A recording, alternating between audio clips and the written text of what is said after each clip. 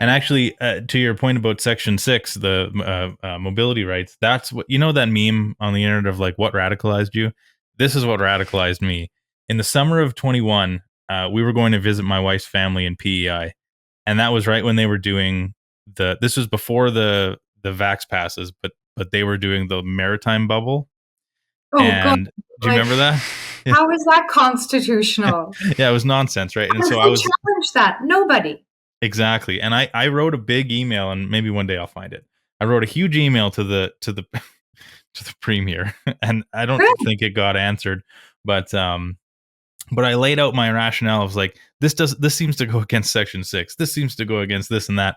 And what they were making you do at the time was essentially you were supposed to upload a picture of your vaccination records to this website that they created that had a database that was being hosted somewhere offshore. Like it wasn't even a government site. And Awesome. I put all that into the email. I'm like, how am I supposed to know that? Like, even if I was on board with this, which I'm not, how am I supposed to know that any information I upload to this site remains secure? It's not leaked somewhere else. This is not a like a .gc or whatever .pei website.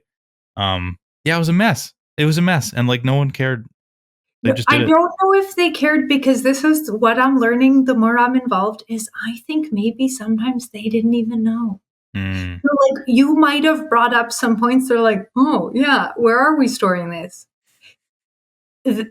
If you look around, and I don't mean to be disrespectful or disparaging, but kind of look at some of the people that are elected officials.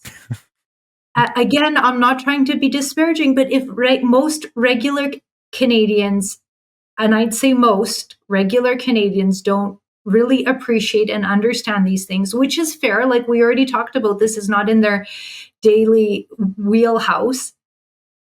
Do you really expect elected officials that kind of have the same background to automatically know all these things when they get elected, particularly at a local level?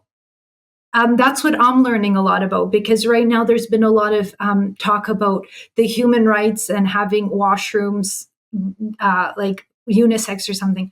I really think that people in small communities don't understand. So they're like, oh, we don't want to be sued, so let's just do this. And that right. the more I'm involved, the more I'm understanding that's actually the case. So you might have brought something to their attention that they didn't really know about, but privacy rights is something that possibly they didn't even consider. Crazy. So it's, I think elevating the conversation is so important.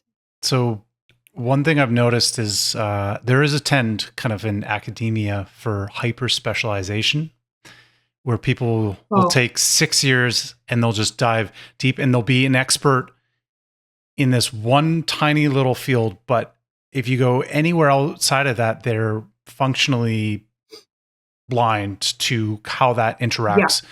Yeah. And I think you get a little bit of that with certain politicians, that they know their area super well, but we're lacking some there's a term called deep generalists. These are people who have a very deep practical sense of how the world works. I feel like if we had a few more of those in politics, that would just help glue things together. It would help kind of get people out of their silos. Because I think the deferring to experts are like, well, it's like, I don't know enough to even like do a little bit of critical thinking. So you defer it to somebody else, and there's no like checking up on it. There's no accountability. There's no like, you 100% trust that this one random expert came to a certain conclusion. Like, well, what's the rationale in that? Like, how do we make sure that they're not just off because of their own biases? So we need more of this crosstalk. It's incredibly important. And I think that's a detriment to what we see and what's gone on. And I think that extends of not just politics, and I hadn't really thought about it in politics, but I think you're spot on.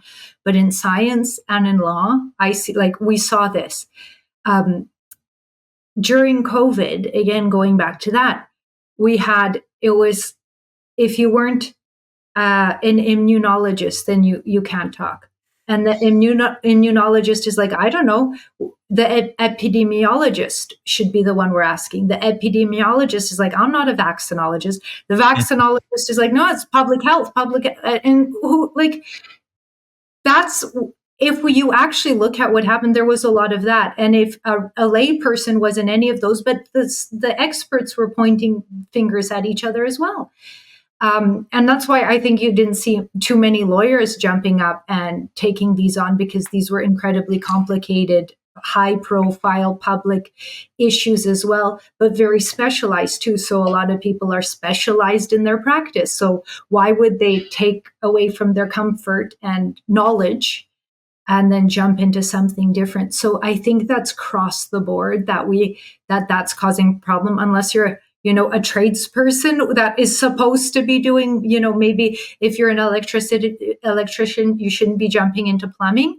I think that's appropriate, but I think having I suspect an electrician can give you some good guidance on a plumbing, whereas in law, you almost don't. It's like, not my area, not my specialty, ask somebody else. And I don't think that's helpful. Like, then we don't build a house if nobody knows anything, with that same kind of analogy.